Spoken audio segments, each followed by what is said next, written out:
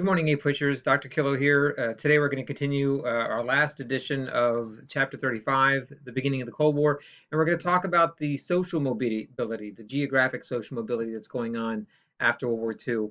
Um, People moved to the suburbs and they moved to different parts of the country. So let's get into it.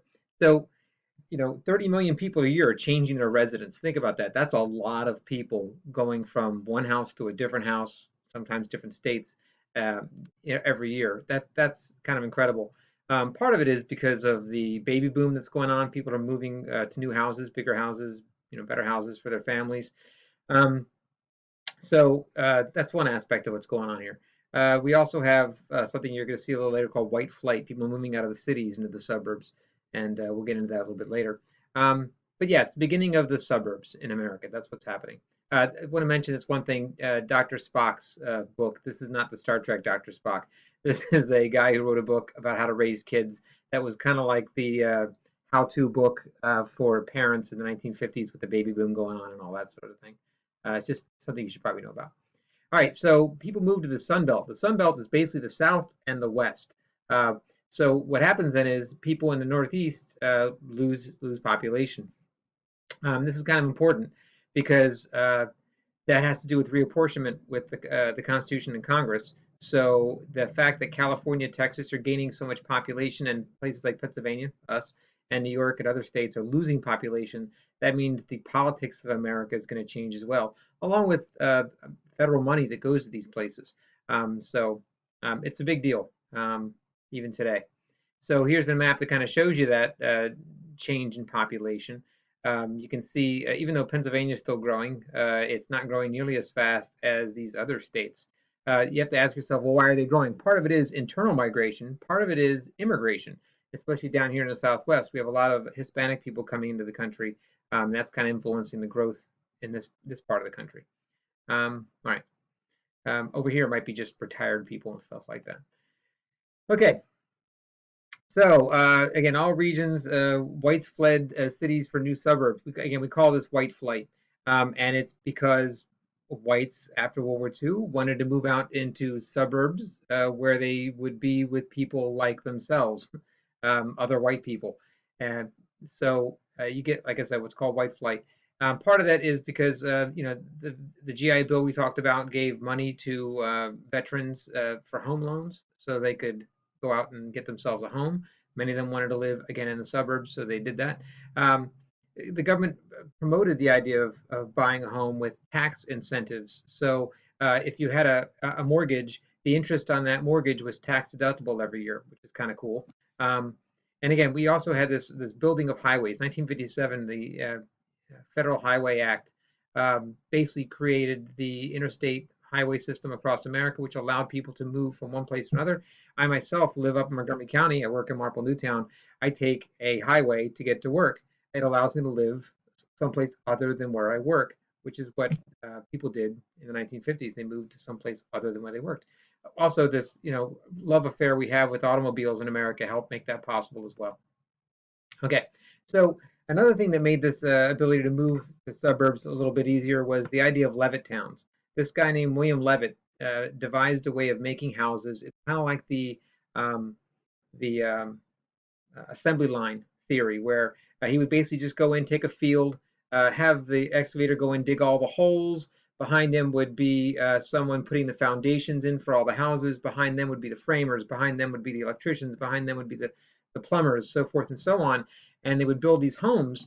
They could finish a home in a day probably, and they would just fly through these areas building these homes, and they were all built exactly the same kind of house, same layout. It got to be confusing for people who moved into these suburbs. If you didn't mark your house with some kind of identifying trademark or whatever, you're not going to know what house you're in. So it made it cheaper for people to move to the suburbs, but the trade-off was all your houses look alike. But in a decade where everybody's acting like conformists, they all want to be the same. It's perfect. It works out well for them. All right. So one of the things that helped make this white flight into the suburbs a little bit worse was the idea that the federal government actually did whatever it could to discourage African Americans from moving to the South as well. We had things called redlining, where the federal government would not insure loans to people that were in certain areas. Those certain areas happened to be black areas, right? So they did not want African Americans to get these loans. They didn't want them to be able to move into white areas.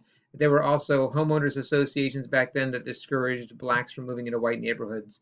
Um, again, one more example of systemic racism in our society where this stuff still plays a role today. I mean, there are I've seen articles where they talk about today.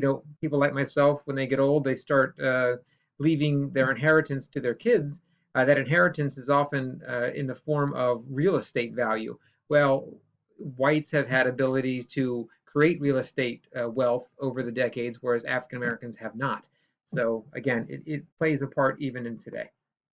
All right, so yeah, I guess that's a drive-in restaurant or whatever it is. Yeah. Okay, here's our interstate highway system. I have no idea where that is, but it's a highway. This is kind of like the Levittown neighborhood. These houses aren't huge by today's standards. They're fairly small, but they were simple and big enough for a family of four. Okay, so this is one of the pictures I have of Marple Newtown at this time. Marple Newtown, or Marple Township specifically, is a 1950s Levittown community in a lot of ways. Not every house is the same, but you're going to see areas where houses are the same. Right next to the school here, you have this area over here. This is where the school is, by the way. It wasn't there when this picture was taken in the early 1950s. But this neighborhood, houses are very much the same. In the other parts of Marple, you're going to see houses are again identical. So I would call them Levittown style communities. Notice this is the high school. Lower Fields. These are haystacks. Isn't that kind of cool? All right. So cool song here. Got to listen to this song. It's called Little Boxes. It's about the conformity of the 1950s in housing and how it kind of symbolizes the conformity of the 1950s in society. I've got a little question for you after you listen to the song and look at the lyrics. So please answer this question.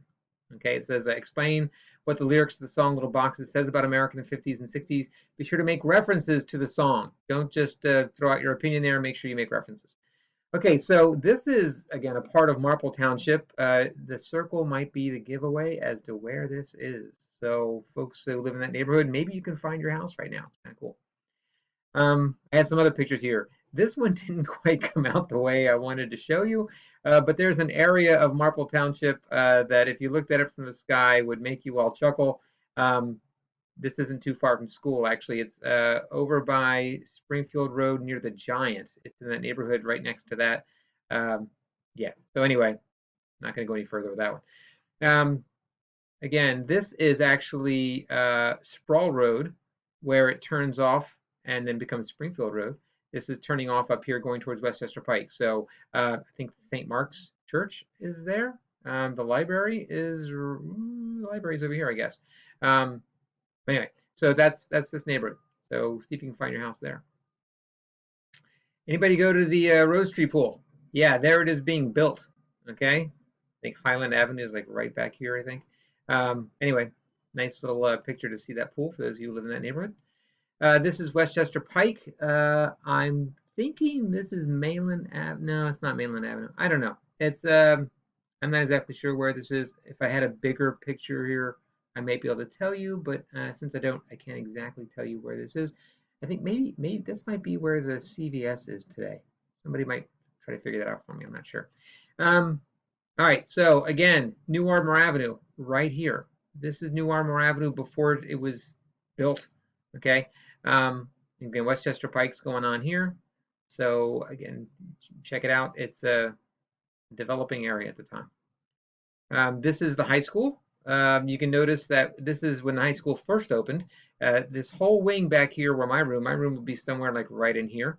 It doesn't exist. It was not there. This is the parking lots today. Football field, tennis courts are in over here. That's kind of neat. These houses next to us are still there today. Lower fields are down here. So you can see different school. It looks a lot different. Even the front of the building is different from what it was back when it was first built in 1957. Okay, so baby boom, big part of the 1950s. That still has an impact on us today. So once the war is over, Americans are no longer concerned with economic problems once the 50s got started and our little concern about depression after the war kind of ended. Um, People moved to the suburbs. They had money, like I said, so they decided to make families. So we have this period where our population explodes, and much of that population is brand new. They're babies. Again, the baby boom crests in 1957. The baby boom actually goes to from 1945 to 1965. For all you losers that think I'm a baby boomer, you're wrong. I'm not a baby boomer. I'm born in 1968. So stop with the boomer references.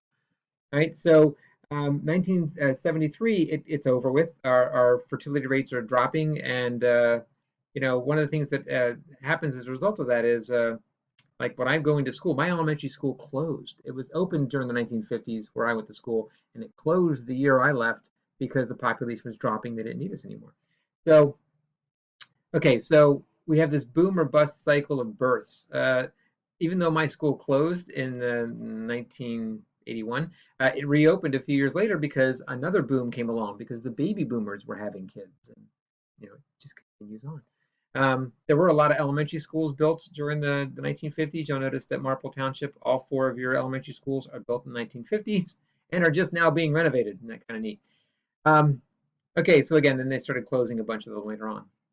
So one of the things that's important about the baby boomers is our um, our economic culture kind of goes along with it. So in the 1950s, we're producing things aimed at kids. Look at all the TV shows that are out there. The 1960s, things are aimed at teenagers. 1970s, things are aimed at 20-somethings. 1980s, there was a TV show called 30-something, okay, specifically named at baby boomers. And today, all our commercials are of Cialis and retirement things. So again, it's aimed at baby boomers.